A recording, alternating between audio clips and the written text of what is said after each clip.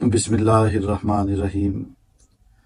یہ ایک سوال ہے کہ عید الفطر جو ہمیں مسلمانوں کو ملی، اس کی وجہ کیا ہے؟ تو اس کے علماء نے مختلف جواب دیے ہیں، ان میں سے ایک دو باتیں آپ کی خدمت میں عرض کرتا ہوں۔ علماء فرماتے ہیں کہ اللہ رب العزت نے مسلمانوں پر روزے فرض کیے ہیں، اور روزے بندہ مومن جب رکھتا ہے صبح سے شام تک بھوکا رہتا ہے، اللہ کے لیے پیاسا رہتا ہے، پورا مہینہ اس طرح وقت گزارتا ہے۔ پھر جب روزے ختم ہوتے ہیں تو ایک رات آتی ہے جسے لیلۃ الجائزہ کہتے ہیں، انعام ملنے کی رات، عیدی ملنے کی رات، اللہ کی رحمت حاصل ہونے کی رات، اور وہ رات جس کے بارے میں حضور نے ارشاد فرمایا، جو ان دو راتوں کو عید الفطر اور عید الاضحیٰ کی جو راتیں ہیں ان کو زندہ کرے گا، یعنی عبادت میں گزارے گا۔ جب لوگوں کے دل مر جائیں گے یعنی قیامت کے دن، تو اس کا دل اس دن بھی زندہ رہے گا، یعنی شاداں و فرحاں رہے گا۔ اس دن بھی جب لوگ پریشان ہوں گے، اس رات کو جاگنے والا، عبادت کرنے والا خوش و خرم ہوگا، اللہ تعالیٰ اس پہ بڑا کرم فرمائے گا۔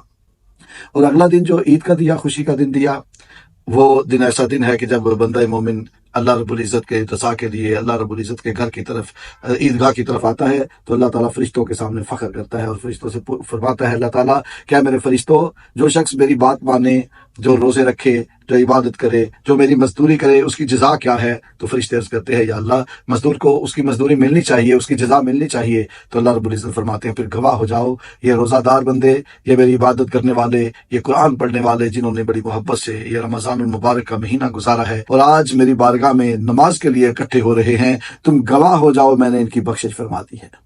اللہ اکبر۔ تو عید الفطر کے دن کی چند سنتیں آپ کے سامنے عرض کرتا ہوں کہ کس طرح عید کے لیے آنا چاہیے۔ تو سب سے پہلی بات یہ ہے کہ عید الفطر کے دن اچھے طریقے سے مسواک کرنی چاہیے، یہ حضور کی سنت ہے۔ غسل کرنا چاہیے، خوشبو لگانی چاہیے، اور جو سب سے اچھا لباس ہو بندے کے پاس، ضروری نہیں کہ اس کے پاس نیا ہو، نیا نہ بھی ہو، پرانا بھی ہو، تو جو لباسوں میں سے اچھا لباس ہو وہ پہن کے، میٹھی چیز کھا کر، حضور صلی اللہ علیہ وسلم کھجوریں طاق عدد میں تناول فرما کے عید الفطر کے لیے تشریف لایا کرتے تھے۔ عید الفطر کے لیے جب گھر سے بندہ نکلے تو ایک رستے سے آئے اور دوسرے رستے سے واپس آئے، اور رستے میں آتے ہوئے آہستہ آواز میں تکبیرات پڑھتا رہے، اللہ اکبر، لا الہ الا اللہ واللہ اکبر، اللہ اکبر وللہ الحمد۔ جلد عیدگاہ میں آنا، پیدل آنا، اور عیدگاہ میں آ کے پہلے نوافل پڑھنا، یہ سنت کے خلاف ہے۔